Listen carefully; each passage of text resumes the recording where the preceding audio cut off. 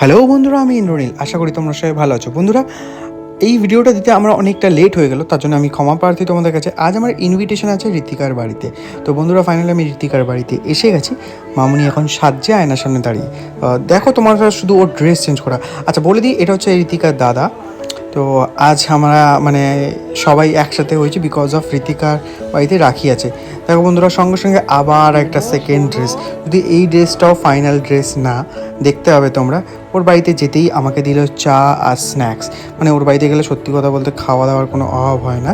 এবার তোমরা দেখতে হবে মামুনিকে। দেখো, আবার এটা 3য় নম্বর ড্রেসে মামুনি এসে গেছে। এবার আমাকে ওর ঠাকুমা রাখি পরাচ্ছে। সত্যি বলতে খুব ইমোশনাল একটা মুমেন্ট। এরকম আগে কখনো আমি কারোর থেকে রাখি পরিনি।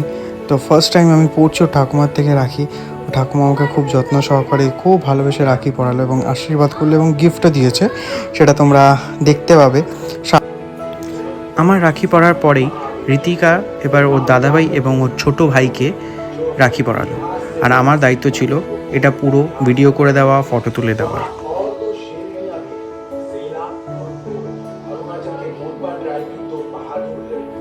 जिन्होंने जसवंत के साथ कंधे से कंधा मिलाकर दुश्मन के नापाक लोगों को आगे बढ़ने से रोका।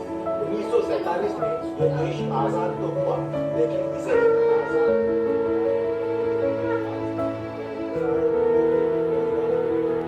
এটা ঋতিকার আরেকটা ভাই, যার নাম সাহেব।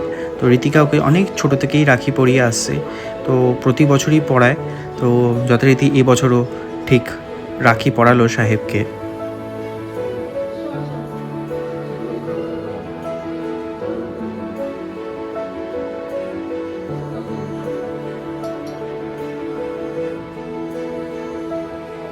রাখি পর্ব শেষ হতেই ঋতিকার মা বিরিয়ানি বাড়ছিল। তো ওর মা নিজের হাতে বিরিয়ানি বানিয়েছে, তো আমাদেরকে খাওয়াবে বলে। তো ফাইনালি আমার ডিনার এসে গেছে, আমার ফেভারিট ডিনার বিরিয়ানি। বন্ধুরা, এবার আমি মজা করে খাবো। তোমাদের সাথে দেখা হচ্ছে আমার পরবর্তী ব্লগে। Good night, by.